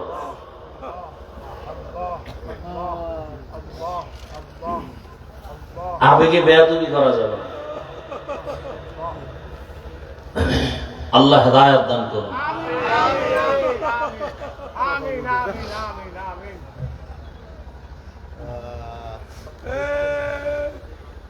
আল্লাহ রহমতের নবীকে পাশে বসাইয়া নবী বলেন কোরআনের আয়াত, ফাআওহা ইলা আবদিহি মা আওহা। আল্লাহ তাআলা বলেন আমি রাসূলকে মনের মতো কথা বললাম। এবার আসেন আয়াতের ভেতরে আল্লাহ বলছেন সুবহান, আমি পবিত্র। আল্লাহ তো সব সময় পবিত্র, মেরাজের ঘটনা বয়ান করতে গিয়ে পবিত্র শব্দ বললেন কেন? মুফাসসিরিনে কেরাম বলেন, মানুষ অনেকে কল্পনা করে এটা কেমনে সম্ভব, কেমনে সম্ভব, কেমনে সম্ভব। আল্লাহ বলেন, তোমার সব প্রশ্ন থেকে আমি পবিত্র, আমি সুবহানের দ্বারা সম্ভব। দুনিয়ার সবাই বলা সম্ভব, সুবহান তার দ্বারা কি সম্ভব। ঈসা নবীকে জমিন থেকে দ্বিতীয় আসমানে যদি বাওলায় নিতে পারেন, আমার রাসূলকে পারবেন না? পারেন না? মুসা নবীকে আমার আল্লাহ তুর পাহাড়ে নিয়ে কথা বলায় বেহুশ করাতে পারেন। ইউনুস নবীকে মাছের পেটে নিয়ে আবার যদি ফিরিয়ে দিতে পারেন, তাহলে আমার রাসূলকে আরশে নেওয়া অসম্ভব। আল্লাহ বলেন, সুবহান, আমি পবিত্র, সত্তার জন্য সম্ভব। বিলকিসের সিংহাসন সুলাইমান পয়গম্বরের সামনে চোখের পলকে হাজির করেছেন একজন সাধারণ মুসলমান মানুষ, কোরআন ও হাদিসের ইলমওয়ালা, আল্লাহর দেওয়া ইলমের অধিকারী, চোখের পলকে নিয়ে আসেন। এটা যদি পারে, আমার রাসূলকে আল্লাহ কেন আরশে আজিমে নিতে পারবেন না? আল্লাহ বলতে গিয়ে বলেন, সুবহান, পবিত্র সত্তা, আল্লাযী আসরা বিআবদিহি, ভ্রমণ করাইলেন তার বান্দাকে। এখানে একটা পয়েন্ট খুব খেয়াল করবেন, ভ্রমণ করাইলেন আল্লাহ তার, এখানে বান্দা বলতে কে? মুহাম্মদুর রাসূলুল্লাহ। আচ্ছা, এখানে অনেক কঠিন কথা। কোরআনে হাকিমে আমার আল্লাহ নূহ নবীকে নাম ধরে ডাকছেন, ইয়া নূহ। ইব্রাহিম নবীরে ডাকলেন, ওয়ানা দাইনাহু ইয়া ইব্রাহিম। মুসা নবীরে ডাকলেন, আমা তিলকা বিয়ামিনিকা ইয়া মুসা। কিন্তু কোরআনে হাকিমে কোথাও আমার রব আমার রাসূলের নাম ধরে ডাকেন নাই। খুব খেয়াল করিয়েন, আল্লাহ পাক আমার নবীকে যত জায়গায় ডাকছেন সম্মান সূচক শব্দ দিয়ে ডাকছেন, ইয়া আইয়ুহাল মুযাম্মিল কুমিল লাইলা ইল্লা কলিলা, ইয়া আইয়ুহাল মুদ্দাসসির কুম ফাআনযির ওয়া রাব্বাকা ফাকাব্বির ওয়া সিয়াবাকা ফাতাহহির। আমার নবীকে রাহমাতুল লিল আলামিন উপাধি দিয়ে সম্বোধন করলেন, আমার নবীকে শাহিদা ওয়া মুবাশশিরা বলে সম্বোধন করলেন, আমার নবীকে সম্বোধন করলেন তাহা, ইয়াসিন, কোথাও নাম নিলেন না। কিন্তু শব্দগুলো যে আল্লাহ সম্বোধন করলেন বড় দামি। পৃথিবীর ইতিহাসে রাসূলের একটা সফর হলো মেরাজ, এটা বেঈমানেরা মানতে পারে না। এত বিশাল বড় একটা অলৌকিক ঘটনার ক্ষেত্রে আমার রাসূলকে একটা দামি শব্দ দিয়ে সম্বোধন না করে শুধু বান্দা বললেন কেন? একটা নরমাল শব্দ। আমরাও বান্দা, ইহুদিরাও বান্দা, খ্রিস্টানেরাও বান্দা, আমার রাসূলও বান্দা। বান্দা শব্দ নবীকে কেন বলা হলো? এর চারটা কারণ আছে। কয় কারণ বলবো? একটা কারণ বলি, বাকি বলার সময় হবে কিনা জানি না। আমার আল্লাহ আমার রাসূলকে বান্দা বললেন কেন? এত নরমাল শব্দ। আমরাও বান্দা, রাসূলও বান্দা, ইহুদিরাও বান্দা, খ্রিস্টানেরাও বান্দা, নবীও বান্দা। আল্লাহ পাক নবীকে বান্দা বলার এখানে চারটা কারণ। এক নাম্বার কারণ হলো আমার নবী নিজেই নিজেরে বান্দা বললে বড় খুশি হয়ে যান। আমার নবীকে বান্দা বলতে গেলে নবী নিজেই বড় খুশি। ওই যে হুদাইবিয়ার সন্ধির সময় খেয়াল করেন, যখন লেখাপড়া শুরু, লিখতেছে হযরত আলী কাগজ। নবী তো লিখতেও পারেন না, দেখা পড়তেও পারেন না। এখন সন্ধির মধ্যে লেখছে মুহাম্মদ ইবনে আব্দুল্লাহ মিন রাসূলিল্লাহ, আল্লাহর পক্ষ থেকে যিনি রাসূল তিনি মুহাম্মদ আব্দুল্লাহর ছেলে। এখন মুশরিকরা কয়, এই রাসূল লেখা হলো কেন? রাসূল যদি মানি তার সন্ধি থাকে না। আমরা তো মুহাম্মদকে মুহাম্মদ মানি, রাসূল মানি না। এখন ওমর তরবারি নিয়ে রেডি, নবী অর্ডার দিলি সাইজ করে ফেলাম। নবী কয় না, ঝগড়ায় যাইও না, চুক্তি হইতেছে, এবার রসুল নামটা কেটে দাও আলী। আলী কয় নবী আপনি কি রসুল না? বলে হ্যাঁ। কাটবো কেন? আমার কল্লা কাটতে পারি, রসুল কাটবো না। ওমর রেডি, কাটবে না। এইবার নবী কয় তাহলে আমার কাছে দাও। নবী নিছেন চুক্তিপত্র নিয়ে বলে রসুল শব্দটা লেখা কোথায়, আমাকে আঙ্গুল দিয়ে ধরাও। নবীকে ধরায় দিছেন। নবী শাহাদাত আঙ্গুলটা রেখে এভাবে একটা টান দিছেন, লেখা মুছে গেছে। নবীজি নিজের বান্দা বললে বড় খুশি হয়,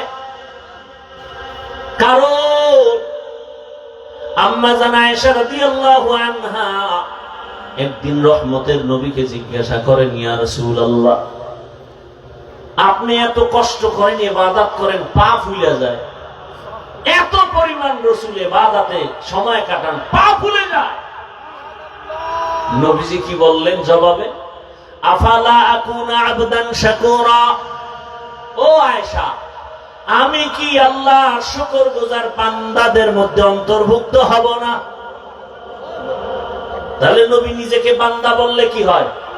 খুশি হয়। এজন্য দেখছেন নি ওই আরশে আজিমের মধ্যেও নবীকে বান্দা বলা হলো। ফাআওহা ইলা আবদিহি মা আওহা, আল্লাহ বলেন আমার বান্দার কাছে আমি ওহী নাজিল করলাম, যা বলার বলছি, এটা আর গোপন প্রকাশ না। এবার আরো মজার কথা, নবীর জিজ্ঞা আপনি যে আমার বাড়ি আসছেন, হাদিয়া নিয়ে আসা দরকার না? কি নিয়ে আসছেন? নবী বলেন আত্তাহিয়াতু লিল্লাহ ওয়াসসালাওয়াতু ওয়াত-তাইয়্যিবাত, তিনটা নিয়ে আইছি হাদিয়া। আল্লাহ কয় আমিও তিনটা দিলাম। আসসালামু আলাইকা আইয়ুহান নবী ওয়া রাহমাতুল্লাহি ওয়া বারাকাতুহু। নবীকে আমি একা নিলাম না, আমার উম্মতেরও ভাগে লইলাম। উম্মতের কান্ডারি নবী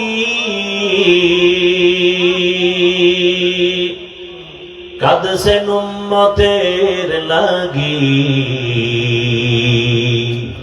এখনো কাঁদেন নবীজি শুয়ে মদিনার পানে। নবী বিনে কে তারাবে পুরসিরাত মিজানে, নবী বিনে কে তারাবে পুরসিরাত মিজানে।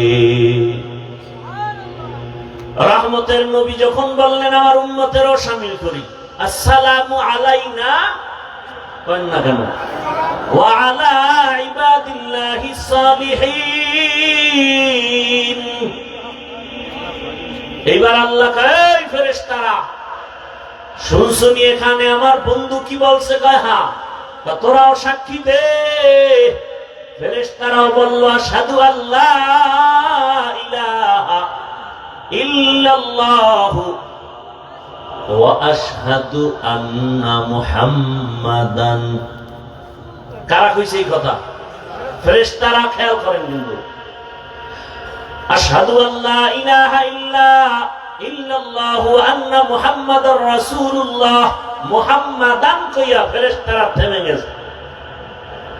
মুহাম্মাদান আবদুহু ওয়া রাসূলুহু। এখন কয় আল্লাহ কয় ফেরেশতারা থামলা কেন? কয় কি বলবো? রাসূলুহু কয় না। কি বলবা? কয় আবদুহু বল আগে, পরে রাসূলুহু। কারণ আমার হাবিব নিজেকে বান্দা বললে খুশি হয়, এজন্য আব্দুহু আগে বলো, রাসূলুহু পরে। আমার বন্ধুটা আগে আনো, আমারটা পরে নাও। আমার বন্ধু চায় বান্দা বলি, আর আমার থেকে দেওয়া রাসূল। বন্ধুটা আগে লাগাও আব্দুহু, পরে আমারটা লাগাও রাসূলুহু। নবীকে আল্লাহ বান্দা বলার কারণ আর একটা হলো। দ্বিতীয় কারণ, দুনিয়াতে আল্লাহ মানুষ বানাইছেন, বান্দার সাথে মালিকের সাথে একটা মহাব্বতের মিলন মেলা আছে, একটা সূত্র আছে। কেন আল্লাহ মানুষ বানাইছেন? ইবাদতের জন্য। যারা ইবাদত করে তাদের বলে বান্দা, আব্দ। আর যার ইবাদত করে তিনি হলেন মাবুদ। আর কাজের নামে ইবাদত। দুনিয়াতে যত এর মধ্যে শ্রেষ্ঠ ইবাদত করনেওয়ালা হলেন আমার নবী। আমার নবীর মতো ইবাদত করনেওয়ালা কেউ? কেমন ইবাদত করনেওয়ালা শোনাবো একটা ঘটনা, না ধৈর্য হারায় ফেলছেন? ও পর্দার আড়ালের আম্মা জানেরা, বোনেরা, একটু ভালো করে শুনেন। রহমতের নবী কত মায়ার নবী। আম্মা জান আয়েশা রাদিয়াল্লাহু আনহা নবীর ঘরে, নবী একদিন এশার নামাজ পড়ে ঘরে ঢুকলেন।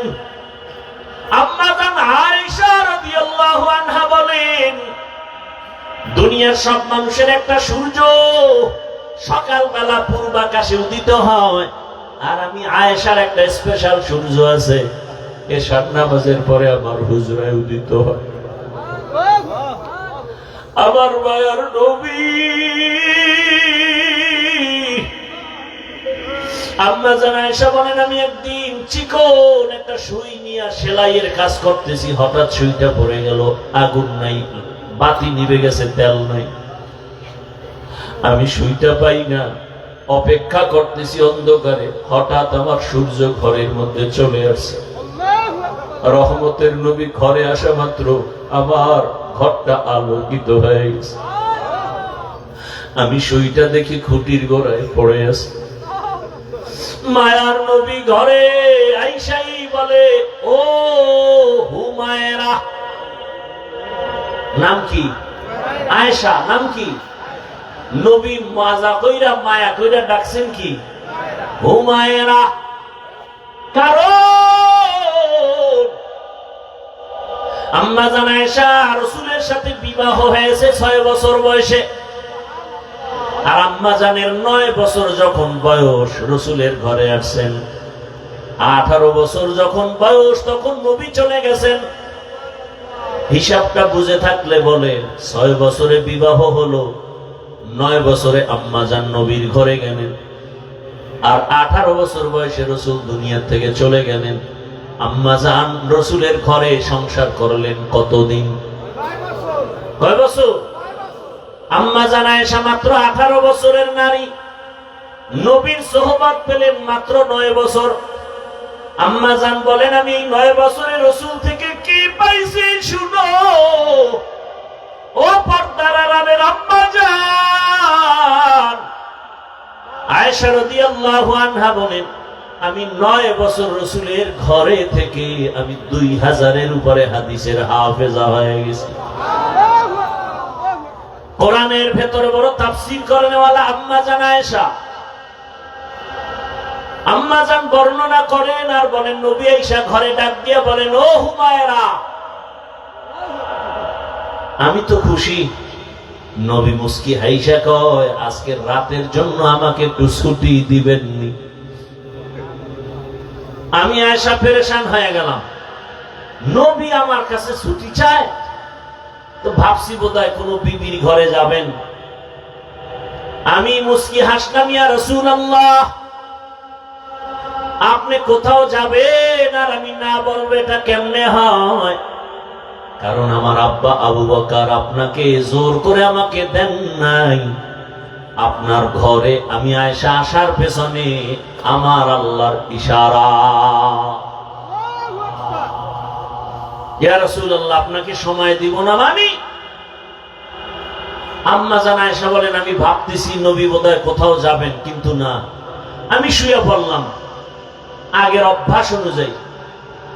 রহমতের নবীকে দেখি চুপচাপ, কোথাও যান না, কি যেন ভাবতেছেন একা একা। আমি শুয়া ঘুমানের বাহানায় চুপ করে আছি, দেখি মায়ার নবী কি করেন। আম্মা জান আয়েশা বলেন, আমি দেখি রহমতের নবী মালিকের মুহাব্বতের নামাজে দাঁড়ায় গেলেন। মায়ার নবী নামাজে দাঁড়ায় গেলেন, নামাজ শুরু করে সূরা ফাতিহা পড়তেছেন। আমি আয়েশা রাসূলের আওয়াজগুলো কানে শুনতেছি। রহমতের নবীর তেলাওয়াতে এত মজা, আমার ঘুম ভেঙে আমি তাকায় আছি, রহমতের নবী তেলাওয়াত করে নামাজে। কিন্তু আমি আবার ভয় পেয়ে গেলাম। আমি জীবনে যতবার দেখছি রাসূল নামাজ আদায় করে, কিন্তু আজকে দেখি ভিন্ন। রহমতের নবী নামাজে অঝোর ধারায় কান্না করতেছেন, কান্না কান্না, দাড়ি ভিজে ভিজে চোখের পানি পড়ে। নবী তেলাওয়াত করে আর কাঁদেন। কোরআনে হাকিমের বড় সূরা সূরা বাকারা তেলাওয়াত শুরু করলেন।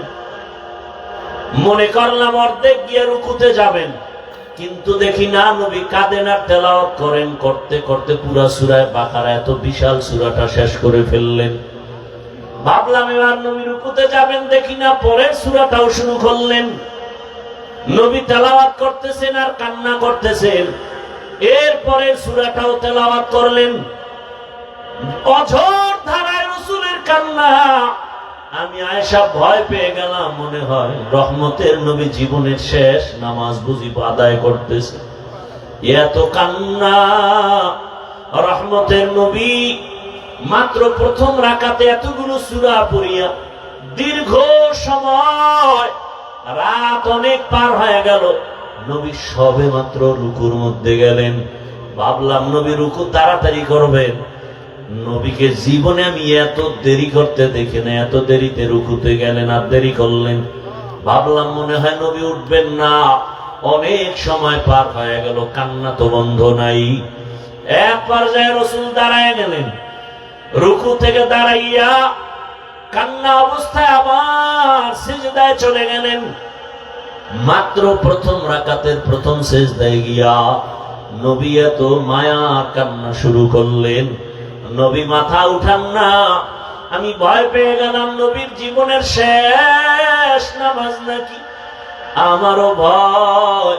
রহমতের নবী প্রথম রাকাতের প্রথম সিজদায় পড়ে আছেন, কান্না। নবী মাথা উঠান না, উঠান না, উঠান না। হঠাৎ করে আমি আয়েশা কান সোজা করে শুনি মসজিদের হুজরার বাহিরে বেলালের কণ্ঠের আওয়াজ। বেলাল ডাক দেয় প্রতিদিন, আজও ডাক দিয়া কয়, ইয়া রাসূলুল্লাহ, আজ নামাজের ফজরের সময় কাছে, তাড়াতাড়ি প্রস্তুতি নেন ফজরের নামাজ আদায় করার জন্য। নবী এখনো প্রথম রাকাতের প্রথম সিজদায় পড়ে কান্না করেন। এখনো দ্বিতীয় সিজদা করেন নাই, দ্বিতীয় রাকাতও পড়া হয় নাই। রহমতের নবীর কান্না, মনে হয় পুরা ঘর নামাজের জায়গা ভিজে গেল। রহমতের নবীকে আমি জিজ্ঞাসা করি, ইয়া রাসূলুল্লাহ, আপনি এত কাঁদেন, আপনার তো কোনো গুনাহ নাই, আপনাকে প্রায় দেখি আপনি কান্না করেন। আমার নবী বলেন, আয়েশা, আমার কলিজায় কত ব্যথা তুমি জানো না রে আয়েশা। রহমতের নবী বললেন, ইয়া রাসূলুল্লাহ, আপনার জীবনে তো বহু কষ্টের কথা শুনছি, এমন কোন কষ্ট আছে নাকি যে বারবার আপনার দিলের মধ্যে আঘাত করে? মায়ার নবী কান্না করে কয়, আয়েশা, জীবনের কষ্টের কথা শেষ করা যাবে না রে আয়েশা।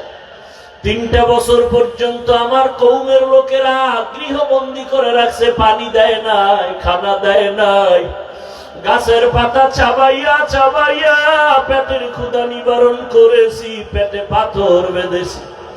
ও আয়েশা, এত কষ্টের মাঝে আমার সব থেকে বেশি মনে পড়ে তায়েফের জমিনের পাথরের আঘাত।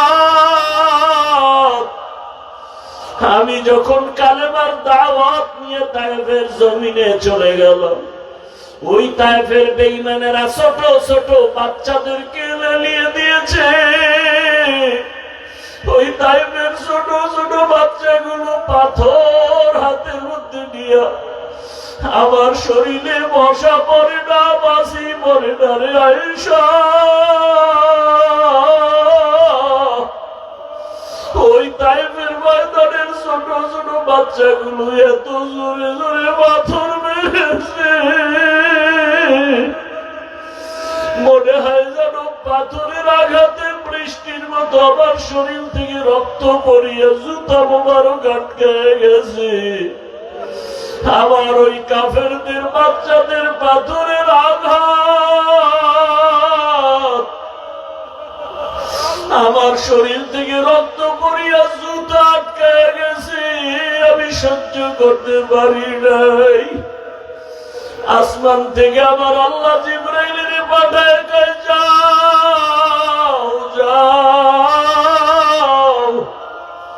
আমার মায়ার নবী কান্না করলে আমি আল্লাহ সহ্য করতে পারি না। জিবরাইল আমিন আসি আমাকে বলে, নবী আপনি কাঁদিয়েন না, আমার মাওলা সহ্য করতে পারেন না। আপনি এখন অর্ডার দেন, তায়েফের জমিন উল্টায় ধ্বংস করে ফেলি। মায়ার নবী বলে, ভাই জিবরাইল ওদের মারিও না, ওরা জানে না আমি কেমন, ওরা জানে না আমি কেমন, আমি কত বড় অসহায়, আমি কত বড় ইয়তীম। এই তায়েফের মানুষ জানে না আমি যে বাবা হারা সন্তান। আমি দুনিয়াতে আসি একবারও বাবা বলে ডাক দিতে পারি না, বাবার আদর থেকে আমি বঞ্চিত, মায়ের আদর থেকে আমি বঞ্চিত। ও জিবরাইল এদের মারিও না। ও আয়েশা, ওই তায়েফের কথা মনে পড়লে আমি আর সহ্য করতে পারি না রে আয়েশা। আমার শরীর থেকে কি পরিমাণ রক্ত জমিনে পড়ে গেছিল। আমি অসহায়, আমার বাবা নাই, আমার মা নাই, দাদাও চলে গেছে। এত কষ্টের জীবন আমার রব আমাকে এত আদর করেছেন। ওই মা হারা বাবা হারার ভেতর আমি আমার রবের ভুলি নাই। ও পর্দার আড়ালের মা বোনেরা, ও বৃদ্ধ বাবাজিরা, ও যুবক বাবারা, এই ময়দানে কত আল্লাহর বান্দা আছো, মা নাই, বাবাও নাই। আজকে মা হারা বাবা হারা সন্তানের কলিজায় কত আঘাত। এই মা বাবার চোখের পানি আর দোয়া ছাড়া মানুষ হওয়া সম্ভব না রে বাবা। ওই মায়ের চোখের পানি, বাবার চোখের পানি আর কষ্ট আজ আল্লাহ চেয়ারে বসাইছেন। ওরে মা বাবার জীবনের কষ্টের ঋণ আদায় করা যাবে না রে সন্তান। আমার মায়ার নবী কাঁদেন মা হারা বাবা হারা হয়ে।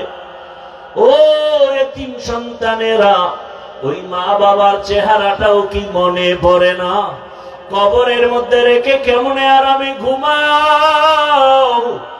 তোমার আমার মা জীবনে কত কষ্ট করেছে, একটু চোখ বন্ধ করে খেয়াল করো বাবারা। ও যুবকেরা, বৃদ্ধ বাবাজিরা, পর্দার আড়ালের মা বোনেরা, ওই আমার মালিকের ভুলে গেছেন। কোন দিন যেন মালিক ডাক দেয় আর থাকা যাবে না। ওই মা বাবার জন্য চোখের পানি ছেড়ে দোয়া করেন। কত বাবা এত কষ্ট করে করে সন্তানকে বড় বানাইছেন। এক সময় বাবা চাল কিনতে পারে নাই, ডাল কিনতে পারে নাই। কত বাবার মনে চাইতো ইলিশ মাছ খাবে, কিনার মতো টাকা ছিল না। কত মায়ের অন্তর চাইতো বেদানা আঙ্গুর খাবে, কেনার টাকা ছিল না। আজকে সন্তান তোমার ঘরে মাছের অভাব নাই, ফলের অভাব নাই, কিন্তু ওই মাছ আর ফল কে খাবে? মা বাবার সাদা কাপড়ের প্যাকেট হয়ে কবরে পড়ে আছে।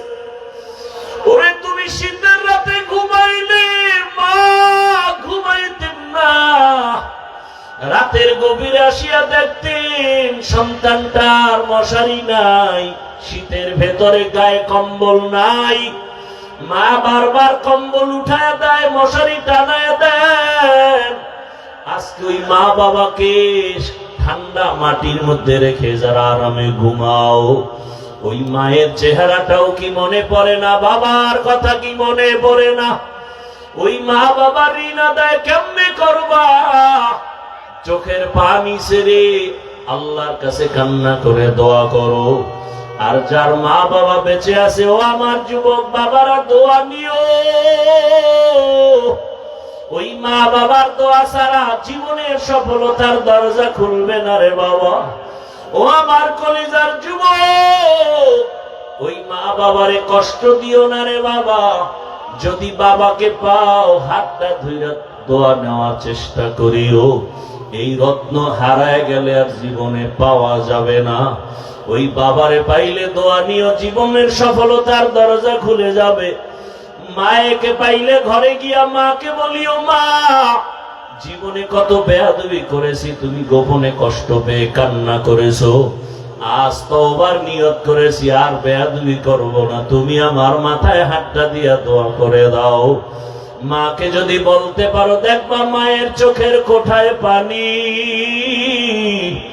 মা ডেকে বলবে, বাবা আয় আয়। আল্লাহর মুহাব্বত নিয়ে মাথায় হাত দিয়ে ডাকবে, ও আরশে আজিমের মালিক, আমার কলিজার সন্তানটাকে কবুল করে নাও। ও সন্তানেরা, ওই মা বাবা দোয়া নিয়ে আগায় যাও। ওলামায়ে কেরামের দোয়া, শিক্ষকের দোয়া নিয়ে গাও। ও পর্দার আড়ালের মা বোনেরা, একটা আদর্শ সন্তানের মা হইয়া কবরে যান। ওরে সন্তানের ভবিষ্যৎ চিন্তা করে ভালো আদর্শ যদি দিয়া যাইতে পারেন, সন্তান এক সময় দোয়া করবে আর গর্ব করবে, আমার মা কত ভালো, বাবা কত ভালো ছিল। আমার মা নামাজের সময় নামাজ আদায় করত, কোরআন তেলাওয়াত করত, কখনো বেগানা নিয়ে পড়ে থাকতো না, মোবাইল নিয়ে পড়ে থাকতো না। আমার বাবা কত আদর্শবান, আমার বাবা নামাজ পড়তো, আদর করত, নামাজ ছাড়তো না, বেপরদায় চলতো না, বেগানার দিকে তাকাইতো না।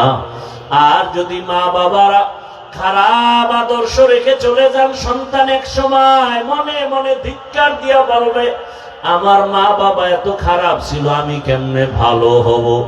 আমার মা বাবা দুজন তর্ক বিতর্ক ঝগড়ায় লিপ্ত থাকতো, নামাজ নাই, রোজা নাই, তেলাওয়াত নাই, সারাটা দিন মোবাইলে গুনাহ দেখতো, বেগানার পেছনে দৌড়াতো, তেলাওয়াতের খবর নাই, আমাদেরকেও ভালো লাইনে চালায় নাই, হারামের উপার্জনের পেছনে চলে যাইতো।